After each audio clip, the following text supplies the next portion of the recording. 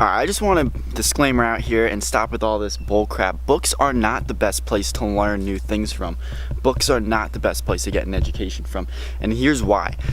See, in society, we've been taught so many times that if somebody states a fact, right, and you're like, well, where'd you hear that from? And imagine if somebody says, oh, a YouTube video. It'd be like, bullshit, it's not real. But if you say, oh, I read it from a book, oh, automatically, check. It's gotta be real. It came from a book. The thing is, the same people that you watch on YouTube, anyone can write a book. So you can hear the same information on visual or audio, and then you can read a book and the book be wrong. Right? That same person can write the book. Just because it's in a book doesn't mean it's bread and butter, doesn't mean it's true. Just because it's in a book doesn't mean that it's the gospel. Anyone can write a book, like you can write a book. So don't judge off of whether something is accurate, true, or, you know, this is the way it needs to be because it's in a book. It's really the same person. You know, they could say it's for some reason in society we just put more value on something that's written down than we do when somebody speaks it, when somebody says it.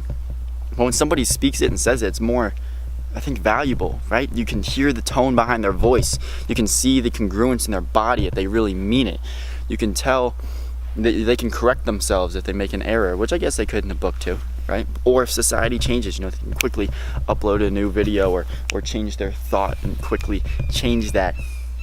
So I'm not necessarily saying that videos are better than books or one's better than the other. I'm just saying that I think you can learn a hell of a lot from videos as well. For instance, I've learned a lot of my fitness and how to work out, nutrition, through watching YouTube videos. I didn't read any books on it, right? And, you know, if people came up to you and said, oh, how do you feel you're qualified to train me and know what you're doing?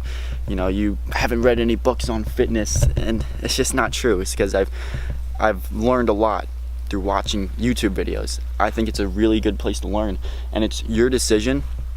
You have to be the one who decides with the books that you read and the videos that you watch, where you say, check, this is good, this is qualified, this makes sense, and no, this is bullcrap, this doesn't. And I'll even do that within some of the books that I read. I still read a lot of books. I love reading.